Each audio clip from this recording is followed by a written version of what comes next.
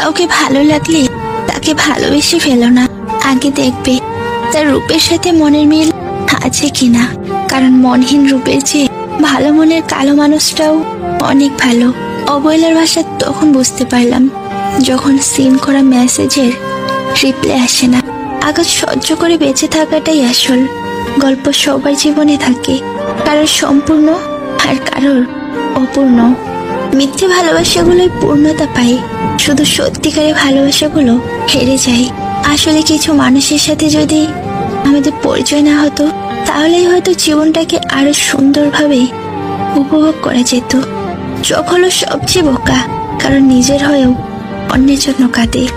কষ্ট শব্দটা বলতে কত সহজ, তাই না? কিন্তু অনুভব করতে যে কেমন লাগে, যে করে সেই বুঝে। জড়িয়ে ধরা জিনিসটা একটা ম্যাজিক। যত ক্লান্তি থাকুক শরীরে, একদম রিল্যাক্স লাগে। আমার পুরো পৃথিবী লাগবে না, শুধু তুমি পাশে থাকলেই হবে। আমি শুধু তোমাকেই চাই। প্রথম প্রেম তো আবেগ শেখায়, আর শেষ প্রেম ভালোবাসতে শেখায়। আমি থাকি বা না থাকি, শুধু এটাই চাই, তোমার প্রত্যেকটা দিন যেন খুশিতে কাটে।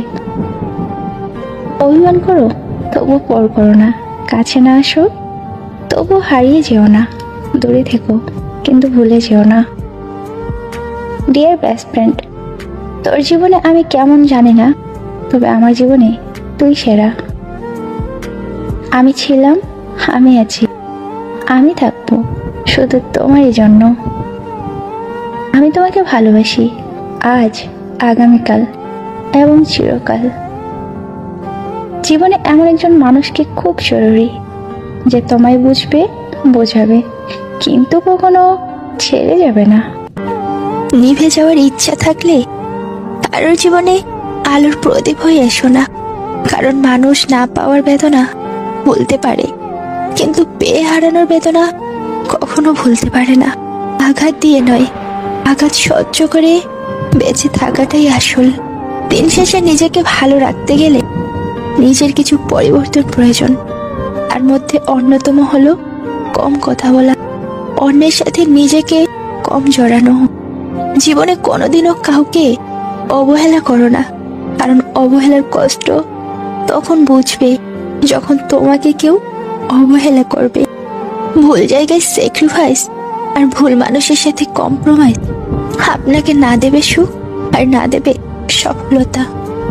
অন্যের জীবনে নিজের স্থান খোঁজা বন্ধ করো, নিজের জীবনে নিজেকে আরো উঁচুতে নিয়ে যাও, তাহলে ভালো থাকবে।